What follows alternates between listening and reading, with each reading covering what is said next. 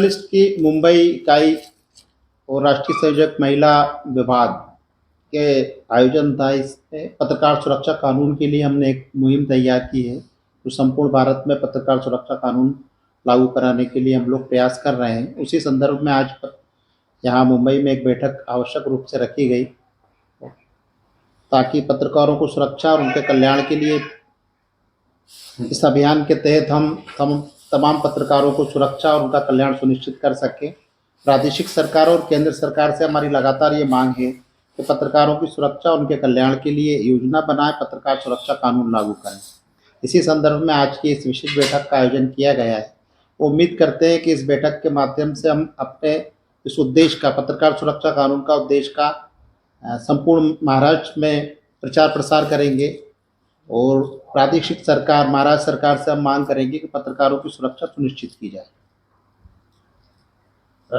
क्या क्या मुद्दे होने वाले हैं इस साल की अगर बात करें तो किन किन मुद्दों पर काम होने वाला है, क्योंकि जिस तरह से आपने बताया कि सुरक्षा को लेकर लगातार लड़ाई लड़ी जा रही है, इसके अलावा और क्या क्या मुद्दे हैं जिस पर काम किया जा रहा है? प्रेस क्लब वर्किंग जर्नलिस्ट ने भारत सरकार से मांग करी कि जिस तरह सरकार ने आयुष्मान योजना जो बनाई है, उसमें तमाम पत्रकार जो आर्थिक रूप से पिछड़े हैं और जिनकी आर्थिक स्थिति इतनी अच्छी नहीं है कि बड़े अस्पतालों में इलाज करा सके, उनको आयुष्मान योजना से जोड़ा जाए, ताकि वो और उनके परिवार जो है उनका स्वास्थ्य सुरक्षित रह सके। इसी प्रकार पत्रकारों को, गैर अधिमान पत्रकारों की बात, जो गैर अधिमान पत्रकार हैं उनको भी सरकार जिस तरह से अधिमान पत्रकारों को सुरक्षा और उनको सहूलतें प्रदान करती है, गैर अधिमान पत्रकारों को भी सहूलतें प्रदान करें, उनका और उनके परिवार का कल्याण सुनिश्चित हो। और पत्रकारों की समस्याओं के निराकरण के लिए संपूर्ण भारत में पत्रकार कल्याण आयोग की स्थापना की हमारी मांग है।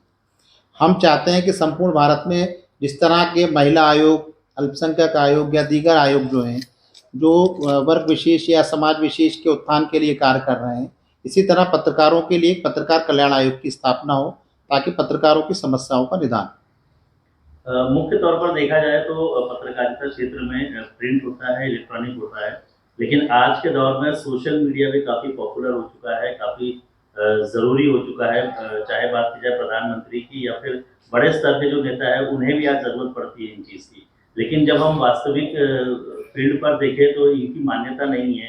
क्या उसके लिए भी कोई कदम उठाए जाएंगे? प्रेस क्लब वर्किंग जर्नलिस्ट ने प्रिंट मीडिया, इलेक्ट्रॉनिक मीडिया के अलावा सोशल मीडिया और ख़ास तौर पर दूरांचल के वो पत्रकार जिनको बड़े बड़े चैनल या बड़े बड़े समाचार पत्र दूर रखते हैं और उनकी सहूलतों के लिए नज़रअंदाज करते हैं, तो हमारा ये माध्यम है कि हम प्रिंट मीडिया, इलेक्ट्रॉनिक मीडिया के साथ साथ सोशल मीडिया की प्लेटफॉर्म है, चाहे यूट्यूब हो या न्यूज़ पोर्टल हो या दीगर प्लेटफॉर्म हो, उनके पत्रकारों को भी उनकी सुरक्षा सुनिश्चित करने के लिए सरकार से प्रयास करेंगे और उनको भी मुख्य धारा से जोड़ने का प्रयास किया जाएगा।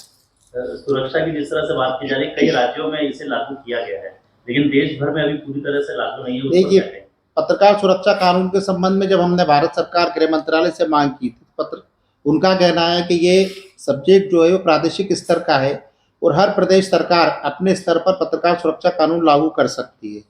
परंतु 2017 में भारतीय गृह मंत्रालय द्वारा एक अधिसूचना जारी करके एक गाइडलाइन बनाई गई थी, जिसमें पत्रकारों की सुरक्षा और उनको दी जानी सहूलतें जो हैं उनकी एक व्यवस्था की गई थी। दुर्भाग्य का विषय कि 2017 से 2024 तक समस्त प्रादेशिक सरकारें उस पर अमल नहीं कर रही।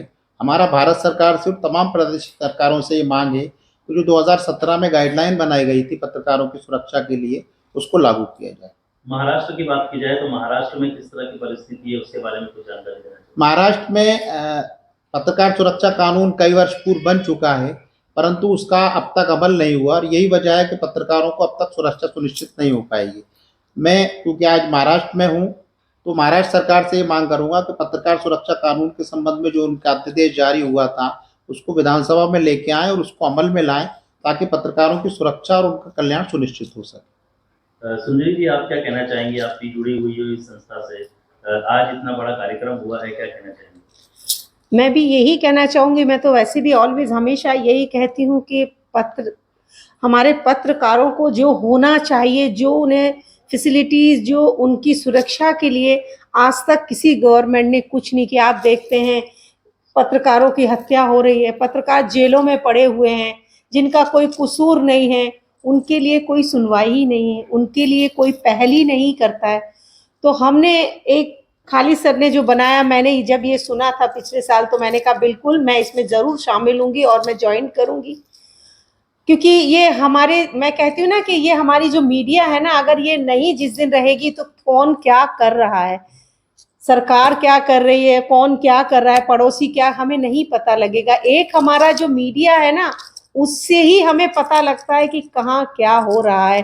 जैसे कि अभी आपने पूना का देखा, काश अगर मीडिया ना होती तो आज ये चीज जो हो रही है वो ना होती, ये किताबों में बंद हो चुका होता। तो ये बहुत जरूरी हो गया है कि हमारे पत्रकारों की सुरक्षा और उनके लिए कुछ तो कानून भी बनाए जाएं, उनके दायरे में उनको भी लाया जाए किसी कानून के अंदर, क्योंकि उनकी आवाज से भी तो आज नेता उन्हीं की आवाज तो करके वो भी तो उन्हीं की आवाज लेके चल रहे हैं। नेता भी तो मीडिया के बगैर वो बोलेंगे, कौन सुनेगा कमरे के अंदर।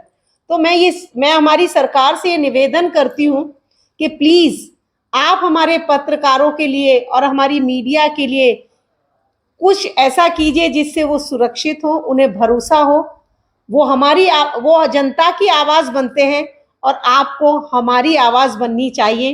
तो ये सब सुरक्षित रहेंगे, हम सुरक्षित रहेंगे तो आप भी सुरक्षित रहेंगे, क्योंकि आपकी आवाज हम ही सारे जितने भी हमारे पत्रकार भाई बैठे हैं वही पहुंचाते हैं, नहीं तो कोई आपकी आवाज सुनेगा नहीं, कौन क्या बोल गया और कौन क्या बोल गया। तो मैं ये कहूंगी, हमारी सरकार से निवेदन करूंगी कि आप इस बात पे गौर कीजिएगा और इसको सुनिश्चित कीजिएगा। बस, धन्यवाद, थैंक यू। खालिद जी, सुरक्षा पे अभी सुंदरी जी ने बात किया, तो पुलिस स्टेशनों में पत्रकारों के बाद जो बदसलूकी की जाती है या उन्हें बहुत तरीके से नेग्लेक्ट भी किया जाता है, इसके बारे में आप महाराष्ट्र पुलिस से या महाराष्ट्र के आयुक्त से क्या कहना चाहेंगे? जब आप महाराष्ट्र में हो तो क्यों ना इसके बारे में कुछ एक बड़ा कदम उठाएं? मैंने पूर्व में भी कहा कि भारत सरकार ने 2017 में गाइडलाइन बनाई थी। मैं महाराष्ट्र सरकार से ये निवेदन करूंगा कि उस गाइडलाइन का पालन करें, जिसमें लिखा गया था कि पत्रकारों के साथ किसी भी प्रकार का दुर्व्यवहार नहीं होगा।